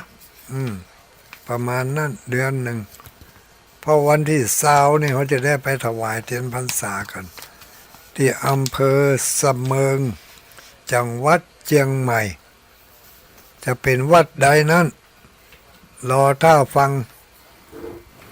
ถ้าอาจารย์พระครูอภิวัฒนวิกรมวันพุธที่จะถึงนี่เพื่อจะมาชี้แจงรายละเอียดที่จริงเมื่อเจ้าเพิ่นก็ชี้แจงภาคเจ้าไปแล้วพ่องแต่ว่าภาคเจ้านี่อาจจะได้ยินบ่ทั่วถึงเนาะภาคมะแรงนี่ภาคเมื่อคืนนี่มันได้ยินทั่วถึงกันก็วันพุธวันพุธเพิ่นจะมาชี้แจงบอกกล่าวให้หมู่เฮาทั้งหลายได้ยินได้ฟังกันวันที่จะไปหล่อเทียนพรรษาไปหล่อเทียนพรรษาจะเป็นวันจะเป็นที่ไหนเมื่อใดอันนี้ก็รอท่าฟังรอท่าฟังกันวันที่20พี่น้องตามอำเภอฝางเปิ้นไปกันตานกันหลายตีแล้วเท่าปีนี้พี่น้องญาติโยมวัดพระพุทธบาทอุดมครับวัดเหนือวัดใต้วัดใกล้วัดกิมเพิ่นก็พากันไปตานเตียนภาษาหลายที่หลายทางแต่ว่ามันซื่นเมื่อวันที่28ผ่านมานี่ท่านพระครูไพบูลย์พัฒนาพิรักษ์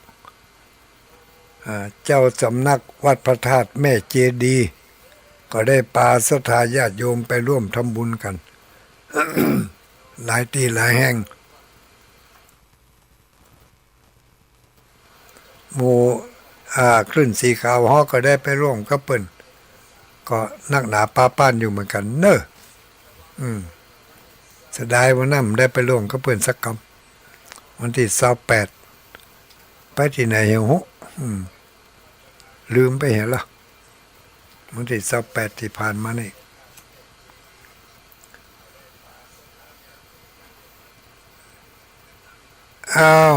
มีงานอะไรอีก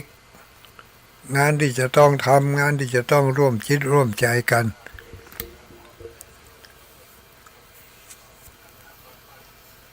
ก็เอาไว้โอกาสต่อไปเนาะถ้ามีอย่างก็วันจันทร์ที่7นี่จะได้ปะกันอยู่นี่เข้าสู่รายการปกติแล้วพี่น้องตามเมืองฝางรับกันหมดกะนี่เนาะสถานีปิดไปแล้วนี่ก็ว่าบ่ปิดเด้อปิดแล้วก้าเนาะ9 โมงครึ่งละขอทักทายเพิ่นมาตั้งไลน์นี่ก่อนมีไปพ้องมีอันนี้ น้องสมพรรัตนังโอ้ไปลักเอาหูบนี่มาได้อย่างไรนี่หูบตุลุงดอยหล่อเตียนแต่เจ้านี่เนี่ยเออแอนและนอนฟังตุลุงอยู่สาธุสาธุเนอแม่อุ้ยน้องแม่อุ้ยน้องแม่อุ้ยน้องแม่อุ้ยจันเนาะแม่อุ้ยจันบ้านป่างิ้วไหวสาธุลุงเจ้าฝนตกเจ้าอีวะฝนตก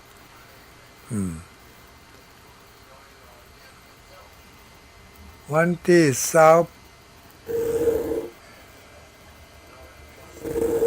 อย่างวันที่28บ่ได้ไปสวดระวังทำ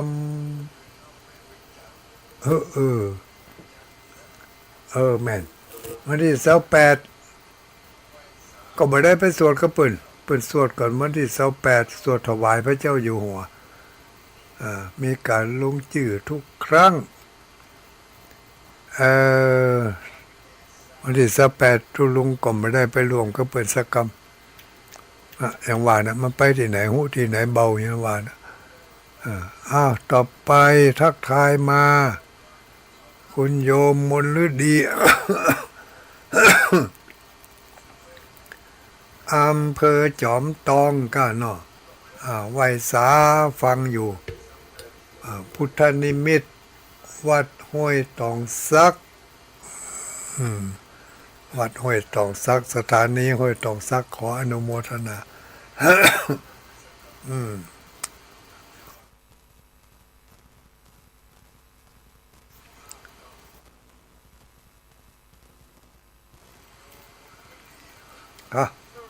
ไอ้เว้ยเดี๋ยวไปฟังโทษเถอะไปฟังโทษเถอะกำลังทักทายต่างลายอยู่ฟังโทษเถอะเนอะกำลังทักทายต่างลายอยู่อันนี้กลุ่มพระนักจัดรายการมีอะไรกลุ่มพระนักจัดรายการวันเสาร์พระครูปริยัติรับทราบครับอนุโมทนาคุณแม่โยมคุณโยมแม่จินแม่ขจารเวียงปะเป้าไหวสาธุแม่ขจารนี่มาฮู้ว่าตอนนี้คลื่นสถานีเป็นดีหรือยังแต่เจ้านี่เสียงซ่อนกันเสียงกล้องเสียงเอ็กโคมาตอนดึกมาถ้าจะเดียเนาะหมายมีคุณโยมทองหน่อยแม่ทองหน่อยกราบไหว้สาเจ้าเมืองแป่ฝนบ่ตกเจ้าฟังชัดเจนดีเมืองแป่เมืองงามเนาะฝนบ่ตกเป็นยังกระจุกดีไปโอ้อันนี้อย่างมันยาวขวดอันนี้กลุ่มคลื่นสีขาวเพื่อชาวประชาคุณโยมวรดรกราบไหว้สาธุลุงฟังอยู่104.5วัดฝ่ายหิน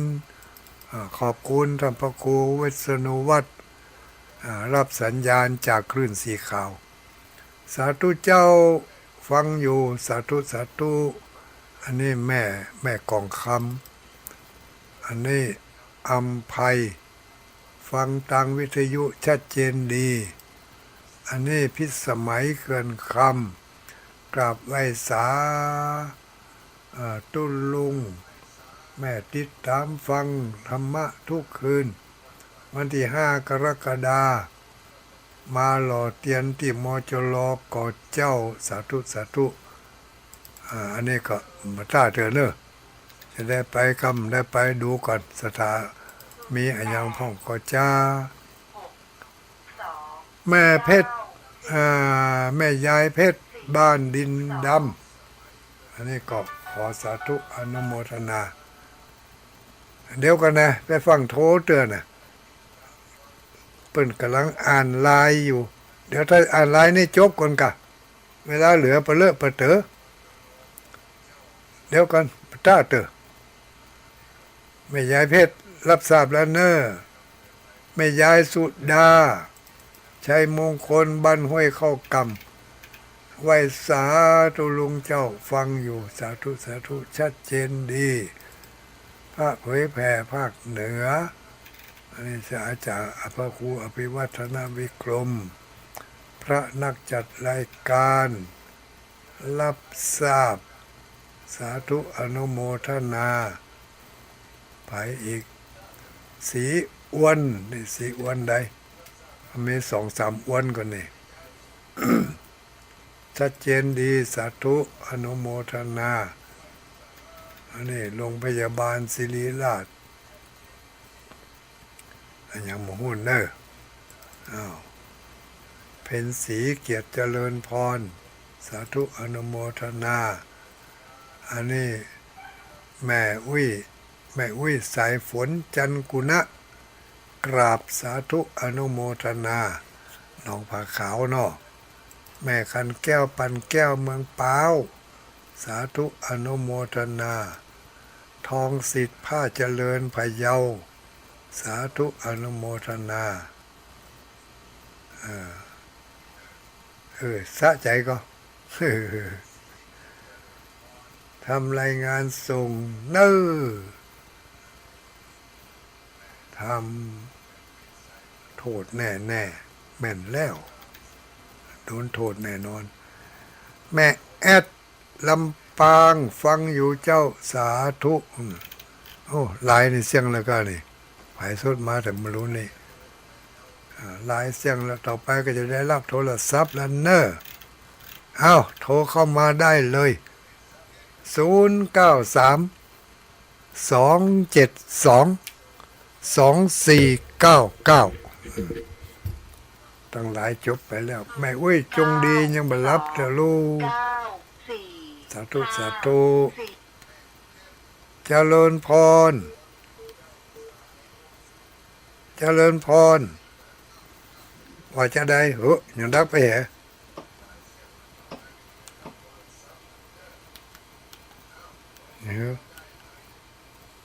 093-272-2499โยแห่งโหนตำบลใดฟังสถานีไหน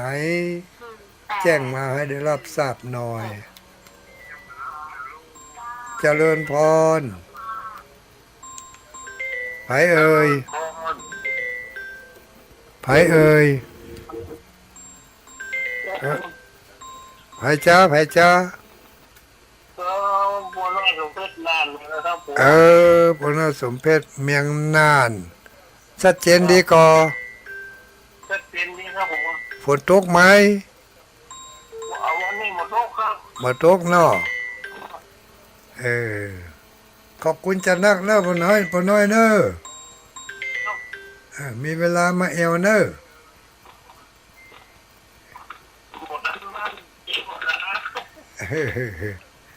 สัญญาณบ่ค่อยเดียวเฮ้ยบ่ฮู้ว่าเป็นของพ่อน้อยก็เป็นของทุลุง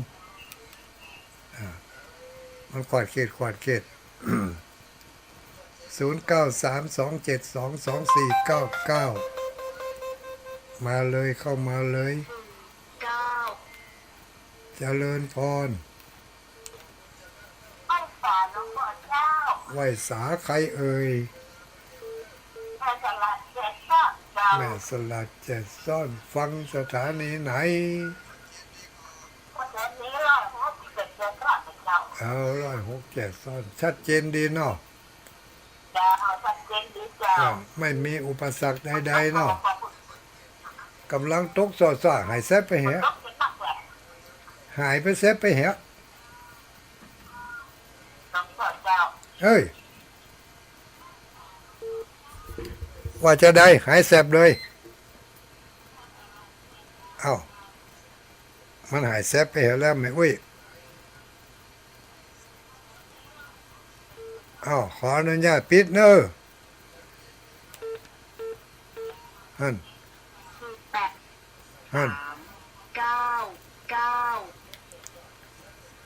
เจริญพร ครูบาสังฆะ เออ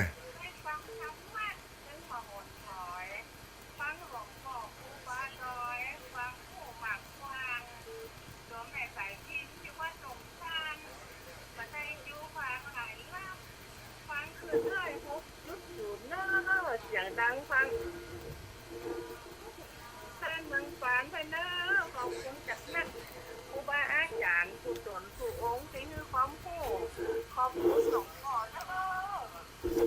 สาธุสาธุอนุโมตามิ บอกไว้ล่างว่องแล้วเจ้าเนาะ แม่นแล้วสักวันน่ะมันจะว่อง มันล่างว่องสักวันเนาะหลวง เอ พ่อ อมัน เนาะ ต้องลังว่องสักวัน จนตัวเจ้าจนตัวลุงตัวเนอะ เอา ตัวลุงเขาไปอันเขาควายว่องสักวันบ่อีกอะอนุโมทนาสาธุ สาธุขอบคุณ รับ เจ้า ดีฝันดี สา โช ธุ คดีมีใจ 0932722499 8 4 9 4เจริญพร อ๋อพี่น้องเจ้า ไหวสาลุงไหนมา ลูกรับตา เออลูกลำพังมากะเออ แม่สิกุล เออแม่ชีกุลตันตุละ เจ้า แม่ชี เป็น กุล กำลังใจนะ ชีกุลทอดทุละอีกอะ สัน เดี๋ยวว่าทอดทุละเบาอย่างสักอย่างนี้ มาทอดมาทอด วันที่5ถ้ามีโอกาสมีเวลาจะได้ป้ากันอยู่เนอะ เจ้ามาก็แล้ ก็นั่นน่ะก็ยังว่าคือใจอยู่นี่ ถ้าบัดติ้งงานอย่างถ้าจะได้ไปอยู่ ท่านมหาเสาแก้วว่าเดี๋ยวถามตุลุงได้ตอนนี้ เออ นั่นน่ะ ถ้าได้ไปก็จะได้ไปด้วยกันนะอนุโมทนาสาธุ สาธุ โชคดีมีใจ3089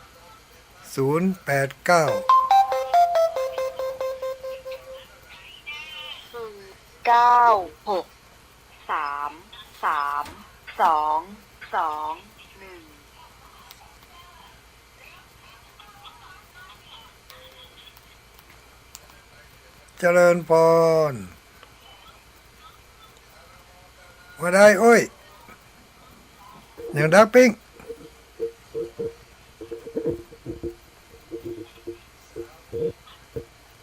ดักปิ้งไปเลย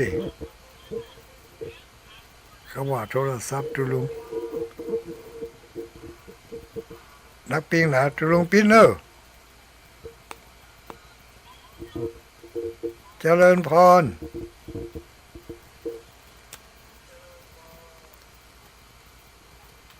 ว่าจะได้หายแสบไปเลย เวลาเหลือเยอะแยะเนอะโทรเข้ามาได้0932722499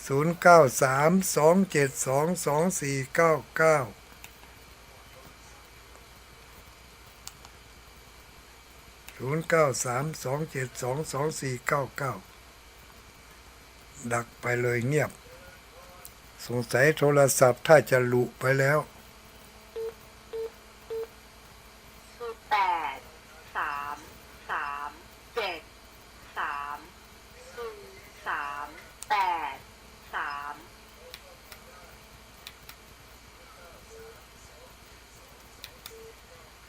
เจริญพร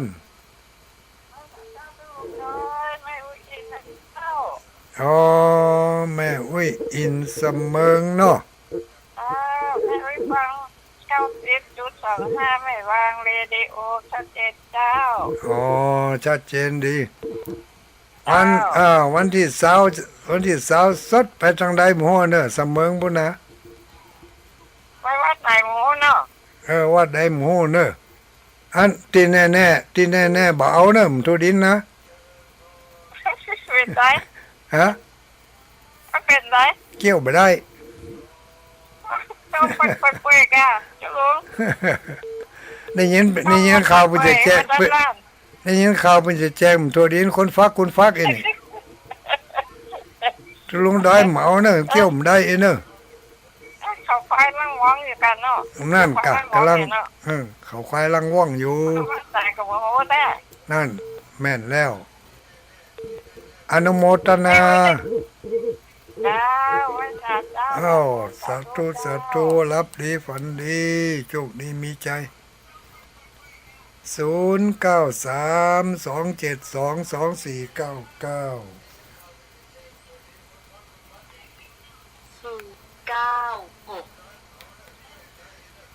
เจริญพร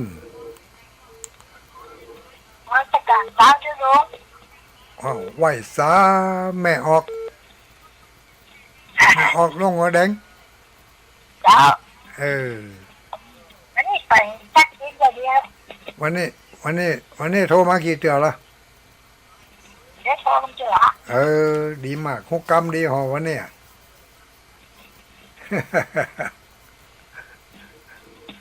เดี๋ยวเนาะที่เป็นฟังไปคู่อยู่ เออ ลุงอธิบายอยู่ วันนั้นม่วนก็ที่ไปทำบุญ เจ้า เออ ยกพูดมากับมาแหวนสุดเรียนมา แวะซื้อทุเรียนอยู่กะ เป็นมาชุบเป็นมาปักขาย นั่นเถอะ ได้ชัดเจน ชุบ ก็เดียวว่าอันมันบะซุกบะขาย เจ้าเอาแหวนขาดตั้งในตรงอ่ะ แล้วเจ็บเป็นอ้อยอ่ะไปตัดไม้ในบ้านใช่ไหมเจ้ามาเดี๋ยวโอ้กำยังง่ายกำเดือนะ นี่มันได้โอ้ไม่น้อยกำเดือนี่เพิ่นก็บ่โทรมาสักคำไหมมาเดี๋ยวนี้เพิ่นก็ลักฟังอยู่ฮะนะก้าอุ้ยน้อย เพิ่นไปขอไปเล่นลายเอา อ๋อแล้วอุ้ยพรยังมาเล่นก็เปิ้น ก็ไปย่างนะอ้อนก็ไปสอนนะ นั่นเถอะไปเฮียนกับอุ้ยน้อยเพิ่นก็ เขาไม่ว่ากับเขานะ ฮะ แล้วมันก็มีนักนี่อย่างพักไปสอน อนุโมทนาเนอะ เจ้าทำไม สาธุคำสอนก็แล้วไปหน่อยเนาะจังเขาเถอะ 097147 เจริญพร เจ้าตุลุงดอย ไหว้สาใครลูกไหนมา แม่บัวลอยบ้านชุกก็เจ้า โอ้คนหลายดอยนี่กะ ท่านโทษเจ้าเป็นบัดดีบัดตัง วันนี้โอ้คนหลายดอยใกล้นี่แต่ ไก่ตั้งเชียงใหม่มันนักแต่มันทานบัดตันนะเจ้า มันเป็นแต่เขาวแปลงหนตังนี่กะมันเลือกมาเจอนี่กะ น่าเอามันเกิด มันเลยมายากหน่อยเนาะ เจ้าจะเป็นพระตุลุงเนอสาธุเอาเนอ สาธุอนุโมทนาโดย ฝากบุญไปหาเอาเนอเจ้าสาธุเจ้า อนุโมทนาบุญเอาเตอร์สาธุจกดีมีใจเนอ เจ้า เอารับดีฝันดีสาธุแม่อุ้ยบอลลอย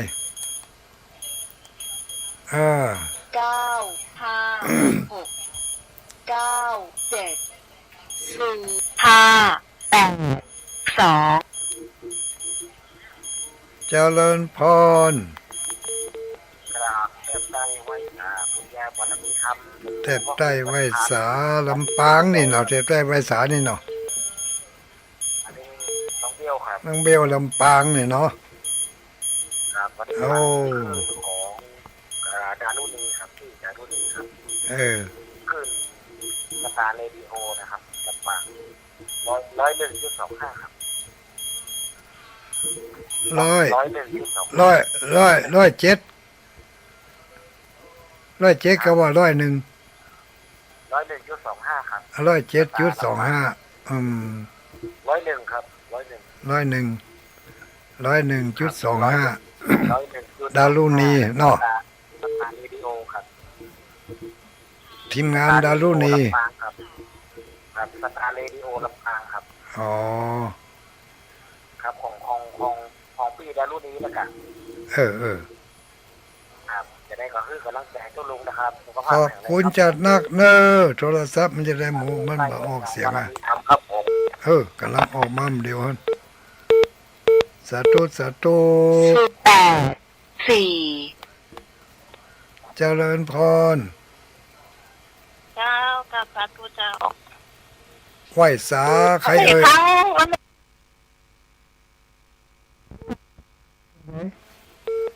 มันแบบสัตว์เจ้ามันเยอะยังห่วงก็จดออกมาติ๊กๆได้แต่คนนั้นออกมาคนนี้ออกมาสถานีอื่นแปลกขนาดนั้น อ๋อ มันระยะนี้หมูเป็นจะได้อันสถานีแต่ละสถานีนี่ถ้าจับบางเตือก็มีสถานีแทรกกันกวนกัน มันจะยังเปิ้นว่านะก้าแนวที่เปิ้นว่าอันอย่างก็พลังงานแสงอาทิตย์อาเทิดอย่างนั้น มันจะมารบกวนขึ้นวิทยุอ่ะ นั่งกันมาค่ะนั่งกันมาค่ะ โทรศัพท์ คนนั่งอย่า โทรศัพท์นี่ก็กวนนะ มันดังขอดเขตด้วยนี่เขาไม่อุ้ยกูเตือนมาดังขอดเขตสักเตือนมันเดี๋ยวนี้ขวัญขอดเขตอ่ะ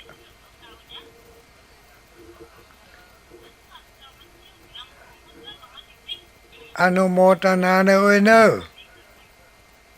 อันนั้นดักปิ้งหายแซบนั่น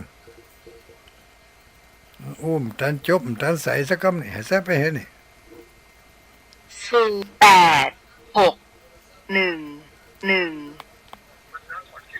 เจริญพร ว่า เอ้ยปิดท้ายรายการ ครับโอ้จบดีเลยผมนึกว่าจะไป เออ น้ำแพร่คุณตาลครับน้ำแพร่คุณตาลกัน คุณตานเชียงไฮ้เนาะ ครับ พูดถึงคุณตานใครฝากข้อความไปถึงปนานเพี้ยนเนี่ยเนาะ ปนานเพี้ยนบ้านอย่างครับ ปนานเพี้ยนเนี่ยปนานเพี้ยนบ้านอย่างว่ารู้ไหมเล่าเนี่ยแม่ครับแม่ครับปลาคาเพ่ ปลาคาแหละเขาแหละปนานเพี้ยนแหละเขาแหละ ปนานเพี้ยนแก้วมาลา ปนานเพี้ยนแก้วมาละโอ้นนทกุลครับอาจารย์มันนี่อาจารย์อันนี้แก้วมาลานี่เขานี่ อยู่ ป ว่าไห นาน นเพี้ยนแก้วมาลาแหละเขาแหละ แต่ผมอยู่น้ำแพร่ไม่ใช่ของน้องทั้งเหนือปลาคาฮะเนี่ยบ้านอย่างนั้นลืมชื่อไปแล้ว มันจะไปตะพุ่นจะเป็นเมืองวายก็จะเป็นปลาคาวายเป็นอย่างนี้นะ ไม่ใช่เมื่อวานนี่จะอยู่ตะวันตกปลาคา อ๋อไม่ห้อมก็ ห้วยห้อม ไม่ห้อมนะครับเนาะไม่ห้อม ห้วยห้อม ปนานเพี้ยนแก้วมาละ เห็นแล้วโอ้เปิ่นเอากาไม่งิ้วถวายทุลุงมาร้อยปลายก็แล้วจะเอาไปตานเดียนพุทธมณฑลน่ะเชียงใหม่ ครับ จะไปสักวันใดจะหมู ครับเดี๋ยวถ้าผมจะไปจับปุ้นเดี๋ยวผมจะลองสอบถามว่าปอน้อยเพี้ยนแก้วมาละ ปนานเพ้นแก้วมาลา ปนานนะครับเนาะปนานมันจะปน้อยนะครับเนาะ ไม่ใช่ปน้อยปนานไปปดหม้อข้าวต้มเปิ้นเนี่ยเปิ้นโคตรนะอย่าไปปดหม้อข้าวต้มเปิ้นเนี่ยเปิ้นโคตรนะเอ้าอำลากันเพียงเท่านี้ก็เนิ่นจัตตาโลธรรมาวัฏันติ อายุวันโนสุขังปลัง